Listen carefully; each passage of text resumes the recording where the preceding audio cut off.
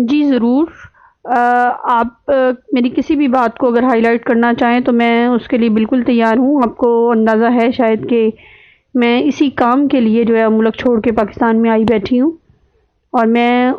Day first سے اپنے والد کے جو کیس ہے اس کو لے کے چل رہی ہوں۔ اور میں آپ کو تھوڑا سا بتاؤں گی، تھوڑی سی آپ نے اس میں شاید آپ کو کیونکہ ڈیٹیل پتہ نہیں تھی تو آپ نے یہ لکھا کہ ضمانت کروائی گئی تھی۔ نہیں، ایسا نہیں ہے۔ میں نے خود نے اپنے والد صاحب کی سی ڈی آر نکلوائی تھی، اور اس سی ڈی آر کے ذریعے ہم ماسٹر عبدالقدوس تک پہنچے تھے۔ ماسٹر عبدالقدوس ان قاتلوں میں شامل تھا جن قاتلوں نے میرے والد کے گھر میں گھس کے میرے والد کو قتل کیا۔ تو ہم اس تک پہنچ گئے تھے، اس کی تمام کالز جو ہیں وہ ٹریس ہو گئی تھیں، اور اس کے بعد ہم نے اسے گرفتار کروایا تھا۔ مرزائیوں نے کروڑوں روپیہ دیتے ہوئے پولیس کو اس کی گرفتاری ظاہر نہیں کی، اور اس کے بعد اس نے یہ اعتراف کر لیا کہ جی میں نے جو ہے وہ اور ان لوگوں نے جماعت کی قیادت، جس میں جو ہے وہ مرزا جو تھے مرزا خورشید احمد وہ شامل تھا، میجر سعدی شامل تھا، سلیم الدین شامل تھا، اور اس کے علاوہ جو ہے وہ مربی ذیشان، مکرم، اور جو ہے وہ صوبیدار جو ہے وہ اس کا نام تھا عبدالحنان، اور عبدالحنان بٹ، اور ایک صوبیدار ستار جو ہے، یہ 7 لوگ جو تھے یہ میرے والد کے قتل میں شامل تھے۔ اور ان سب کا ریکارڈ، ان کی سچویشن، ان کی تمام ثبوت جو ہے وہ ماسٹر عبدالقدوس نے پولیس کو فراہم کر دیے تھے۔ پولیس کے پاس یہ بڑا زبردست موقع تھا، یا تو وہ قادیانیت کو سرے سے ختم کر دیتے اور اس ساری قیادت کو جو ہے وہ چلان کرتے۔ دوسرا ان کے پاس ایک اور بھی زبردست طریقہ تھا، کیونکہ وہ خدا کو ماننے والے نہیں تھے،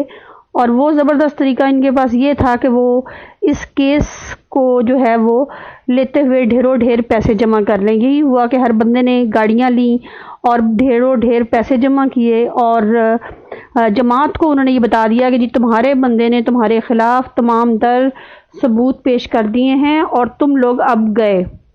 اس بات کے بعد جو جماعت ہے اس نے پولیس سے لین دین کیا، اور پولیس سے لین دین کرنے کے بعد انہوں نے ماسٹر قدوس کو تھانے سے واپس لے گئے۔ ابھی عدالت کی نوبت نہیں آئی تھی کہ اس کی ضمانت ہو سکتی۔ پولیس نے جب اس کو واپس کر دیا ماسٹر قدوس کو، تو انہوں نے اس کو ماسٹر قدوس اپنے گھر چلا گیا تھا، اور قیادت نے اس کو بلایا کہ جی سنا ہے کہ تم نے سب کچھ بتا دیا۔ اس نے کہا جی کہ میں پولیس کی مار نہیں کھا سکتا تھا، اس لیے میں سب کچھ بتایا ہوں۔ تو اس کے بعد جو ہے وہ انہوں نے یہ کیا کہ اس کو ہاسپٹل میں داخل کر دیا۔ بہت سارے ثبوت ہیں جس سے ہمارے رشتہ دار ظاہر ہے کہ جو کہ مرزئی تھے اور اس وقت ابو کے غم میں میرے غم میں برابر کے شریک بھی تھے، تو انہوں نے مجھے بتایا جی کہ ماسٹر قدوس کی بیوی اور بیٹے کو انہوں نے آخری دم تک ہاسپٹل میں ملنے نہیں دیا ان کی بیٹی بھاگی گئی ہے سلیم الدین کے پاس کہ جی وہ تو تھانے سے ٹھیک ٹھاک واپس آیا تھا، آپ نے اسے ایڈمٹ کیوں کر لیا؟ اس نے کہا جی بی بی جاؤ تم، صبح تک وہ تمہیں مل جائے گا، وہ گھر واپس آ جائے گا، ابھی اس کی طبیعت ٹھیک نہیں تھی۔ یعنی زبردستی اس کو طاہر ہارٹ انسٹیٹیوٹ میں داخل کیا گیا۔ اب مجھے بتائیں، پولیس نے جب جوتے مارے تھے تو طاہر ہارٹ انسٹیٹیوٹ میں داخل کرنے کی کیا ضرورت تھی؟ اب وہ یہ ہوا کہ انہوں نے اس کو تقریباً 5 روز جو ہے وہ یہ سوچتے ہوئے لگائے کہ اب بچا کے اب مرا، کہ اب بچا کے اب مرا، اور بعد میں آخر انہوں نے ڈیسائیڈ کیا کہ اگر قدوس زندہ رہتا ہے تو ڈیفینیٹلی قیادت کو جو ہے وہ جانا ہی پڑے گا۔ اس لیے پھر انہوں نے اس کو خود ہی جو ہے وہ ڈاکٹروں سے کہہ کے مروا دیا، اور اللہ تعالیٰ شاہد ہے، اور انشاءاللہ ایک دن اس بات کو سامنے لے آئے گا کہ قادیانی نے خود جو ہے وہ اس کو مروا دیا، کیونکہ وہ 2 کام کرنا چاہ رہے تھے۔ ایک یہ کہ وہ قدوس کو رستے سے ہٹا کے خود بچنا چاہ رہے تھے، اور دوسرا یہ کہ قدوس کا قتل جو ہے وہ میرے بھائی پہ لگا کے یہ ثابت کرنا چاہ رہے تھے جی کہ دیکھیں جی قدوس کو مروا دیا، میرے بھائی نے مروا دیا۔ اب انہوں نے کیا کہ جو ہے وہ میرے بھائی پہ 109 کا پرچہ کروا دیا کہ جی پولیس نے احمد سیف اللہ ایڈوکیٹ کے کہنے پر قدوس کو مار دیا، اور اس کے جواب میں آپ یقین کریں کہ انہوں نے 500 لوگ پیش کیے جناب نگر کے کہ جی ہم نے بھی دیکھا کہ احمد سیف اللہ پولیس کو کہہ رہا تھا کہ مارو مارو، اور پولیس مار رہی تھی۔ اچھا، اب پھر آپ مجھے یہ بتائیے کہ ان 500 لوگوں میں کوئی بندے کا پتر نہیں تھا کہ آگے جا کے پولیس کا ہاتھ پکڑ لیتا، یا اکیلے احمد سیف اللہ کو پکڑ لیتا کہ بھی تم کون ہوتے ہو ہمارے جو ہے اس کو مروانے والے۔ اس کے بعد آپ یہ دیکھیں کہ 26 مارچ کو قدوس کو جو ہے وہ پولیس مرضیوں کے حوالے کرتی ہے، اور مرزا چلا کے بکواس کر رہا ہے وہاں سے جی کہ پولیس نے اس کو مار کے ادمویا کر دیا، اس کے اوپر جناب لکڑی کے رولر چلائے اور اس کو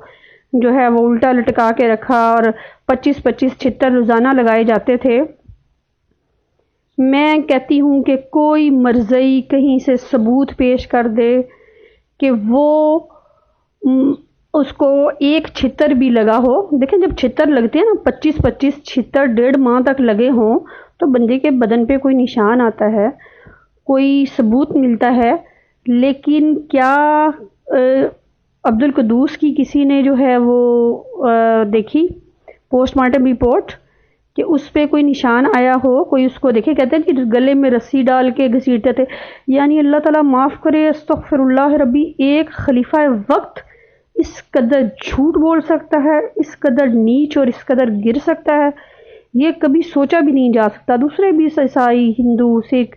ان کے بھی جو ہے رہنما ہوتے ہیں، لیکن وہ بھی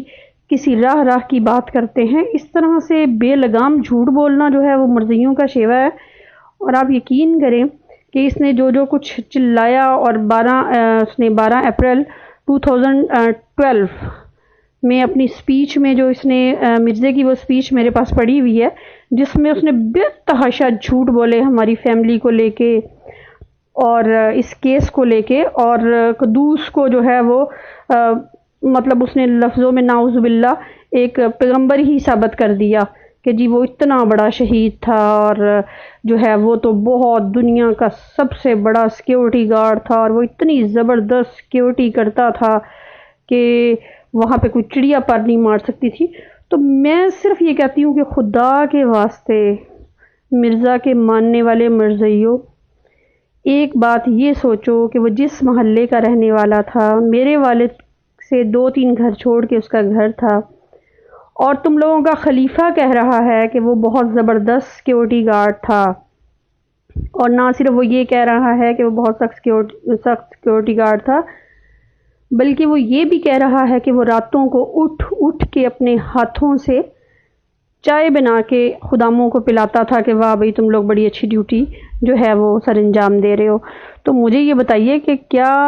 ہمارے والد کا اس قدر بروٹلی مرڈر ہو جانے کے بعد کہ ان کی آنکھیں نکال لی گئی ہوں، ان کے جسم پہ جگہ جگہ سوئے مارے ہوں، ان کی پسلیاں توڑ دی گئی ہوں، ان کا جو ہے وہ گردن جو ہے وہ 2 جگہ سے جو ہے وہ توڑ دی گئی ہو، اور جس وقت وہ ان کو جو دفنایا جا رہا تھا، آپ یقین کریں کہ اس وقت تک ان کا خون جاری تھا۔ آپ مجھے یہ بتائیے کہ اتنا کچھ ہو جانے کے بعد کیا ہمارا یہ حق نہیں تھا کہ ہم اس گلی کے سیکیورٹی گارڈ کو، چوکیدار کو، خدام کو یہ پوچھتے کہ بھئی میاں یہاں سے رات کو کون گزرا، کون آیا، کون گیا؟ اور ہم نے پھر بھی یہ نہیں کیا، کیونکہ ہم اس وقت قادیانی تھے، مرزئی تھے، اور ہم یہ سوچ بھی نہیں سکتے تھے کہ جماعت ایسا کروائے گی اور کروا سکتی ہے۔ اور ہم بڑے طریقے کے ساتھ چلے، ہم نے اپنے والد کی CDRs نکلوائیں، اس کے بعد جو قدوس کا جو ہے وہ نمبر جو ہے وہ ٹریس آؤٹ کیا، پھر اس کو پکڑوایا گیا، اور اس نے تمام تر چیزیں جو ہیں وہ مان لی، اور ماننے کے بعد اس نے وہ نام بتا دیے۔ جماعت کو اللہ تعالیٰ جو ہے وہ غرق کرے، کیونکہ جب بھی کوئی قوم جو ہے حد سے بڑھ جاتی ہے تو اللہ تعالیٰ اسے فنا کر دیا جاتا ہے۔ میرے والد کا قتل جو ہے، جو ان کی شہادت ہے، وہ مرزیت کا دی اینڈ ہے، اور انشاءاللہ تعالیٰ آپ دیکھیں گے کہ مرزیت بہت جلد اپنے خاتمے کو پہنچے گی، اپنے انجام کو پہنچے گی، کیونکہ مجھے صرف ان معصوم مرزیوں کا خیال ہے جو کہ صرف اندھی ایک پٹی آنکھوں پہ بندھے ہوئے عقیدت کی چل رہے ہیں اور چیزوں کو دیکھنے کی کوشش ہی نہیں کر رہے۔ اکثر مرزائی یہ کہتے ہیں جی کہ دیکھیں اتنے بڑے بڑے لوگ، اتنے پڑھے پڑھے لکھے لوگ مرزائی ہیں، تو کیا یہ جماعت سچی نہیں؟ تو پھر میں کہتی ہوں کہ سارے یہودی ہو جاؤ۔ اتنے بڑے بڑے سائنسدان یہودی ہیں، اتنے بڑے بڑے دنیا کے سب سے بڑا طاقتور ملک کا صدر جو ہے وہ کرسچن ہے، تو پھر آپ لوگ کرسچن ہو جاؤ۔ اگر کسی کے پڑھے لکھے کی یا طاقت کی یا آپ سمجھتے ہو کہ سچائی کی دلیل یہ ہے کہ اس کے پاس بہت سا پیسہ ہو یا وہ پڑھا لکھا ہو یا وہ کسی بہت بڑے ملک کا جو ہے وہ حکمران ہو، تو پھر جو ہے وہ عیسائیت سب سے زیادہ اچھی اور جو ہے وہ اس کی سچائی کی دلیل نظر آتی ہے۔ تو اس طرح کے جاہلانہ جو ہے نا وہ ٹوٹکے جو ہے مرزائی ہمیشہ اپناتے رہتے ہیں۔ میں صرف ایک کوشچن کرتی ہوں کہ خدا را مجھے یہ بتائیں کہ کیا کسی مرزائی نے اس 1.5 ماہ میں دعا کی؟ مرزائی کو کسی کو ایک رگڑ آ جائے نا تو مرزا آسمان پہ سر اٹھا لیتا، وہ آسمان اپنے سر پہ اٹھا لیتا ہے جی کہ مار دیا جی، لٹ گئے جی، فنا ہو گئے جی، مطلب پروپیگنڈا کرتا ہے۔ وہ جو گھٹیا لوگوں کی طرح نا چور مچائے شور کی طرح یہ لوگ بہت شور مچاتے ہیں۔ مجھے بتائیے کہ مرزا کی سپیچ سنے، ہر قادیانی 2012 میں جو اپریل میں مرزا نے سپیچ دی، جو خطبہ دیا فرائیڈے کا، اس کو سنے اور پھر میری باتوں کو جو ہے وہ یقیناً سچ مان لے گا کہ یہ بالکل سچ کہہ رہی ہے۔ مرزا خود کہہ رہا ہے کہ جی 1.5 ماہ تک قدوس کی چھترول ہوتی رہی، تو 1.5 ماہ تک مرزا کہاں غائب تھا؟ 1.5 ماہ میں مرزے نے کبھی کوئی ایک دفعہ بھی کسی کو دعا کے لیے کہا کہ جی قتل کے جھوٹے مقدمے میں ہمارا جو ہے بندہ پکڑا گیا تو آپ لوگ دعا کریں؟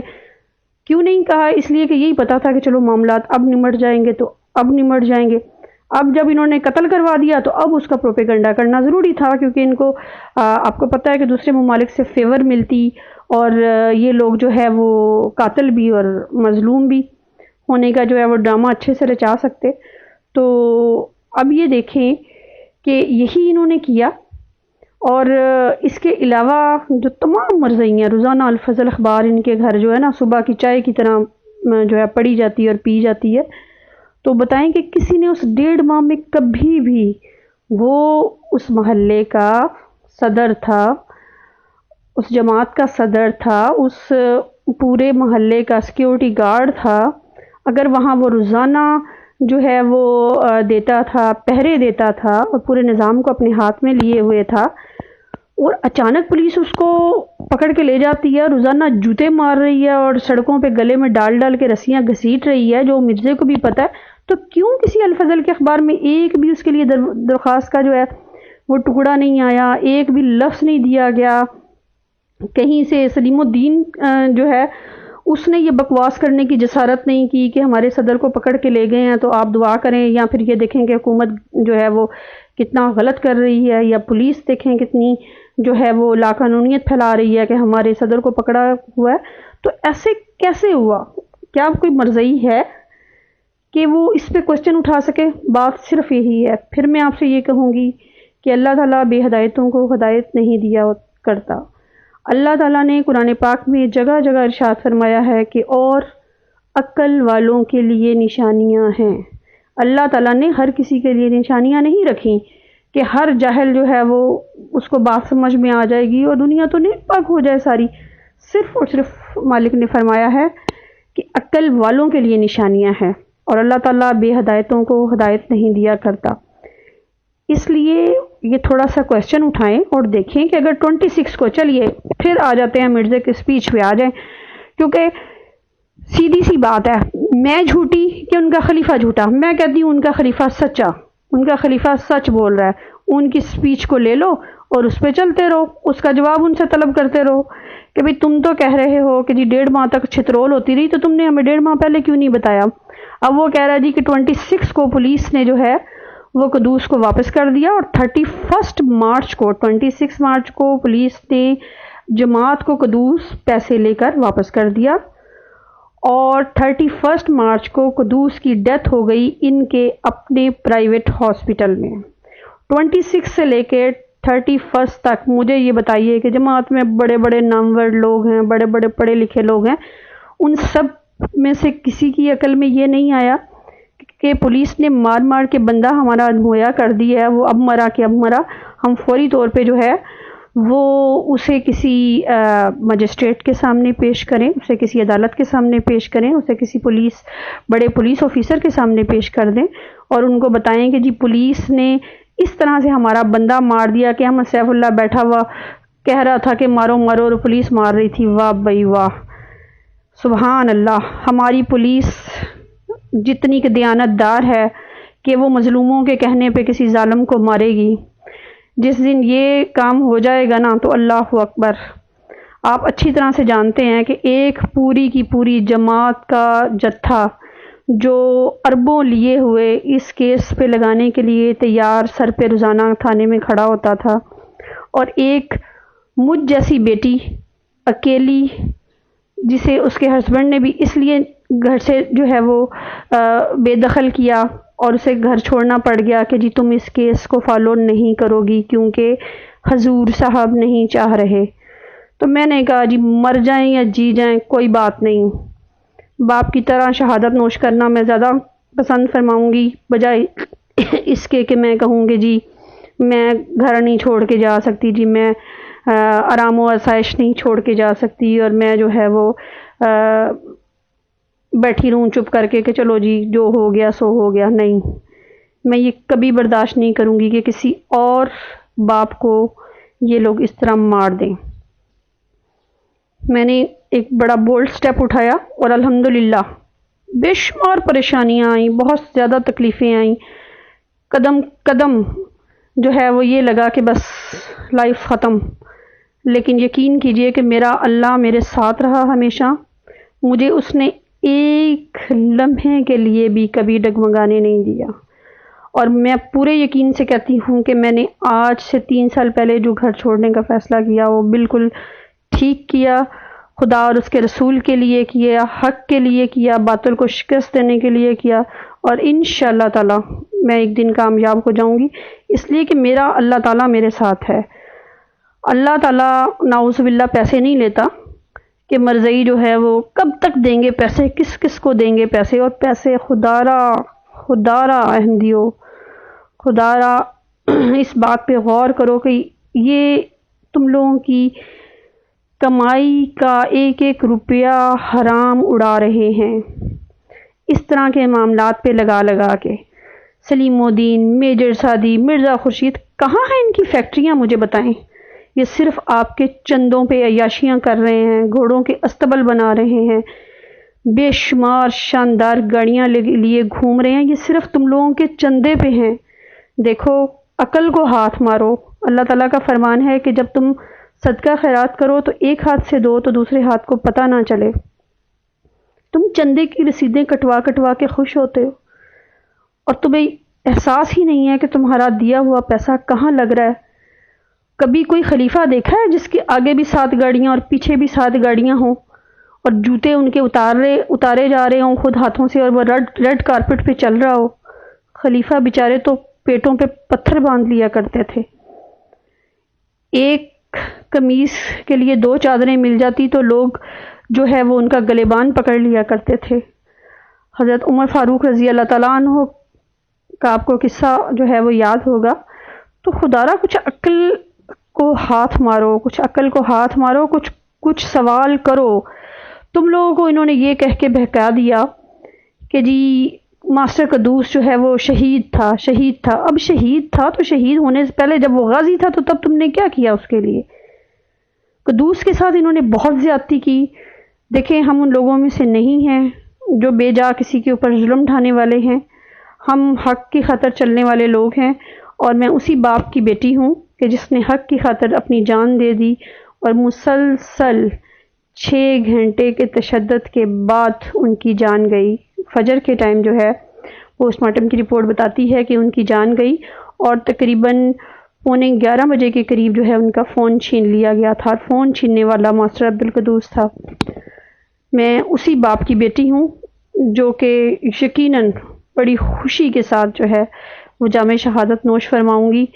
کہ جی میں نے جو کیا حق اور سچ کی خاطر کیا۔ لوگ اس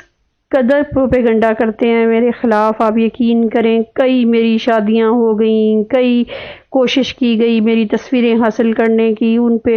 واہیات پوسٹ لگانے کی، اور اس کے متعلق پتہ نہیں کیا کیا۔ آپ کو اندازہ نہیں ہے کہ مرزائی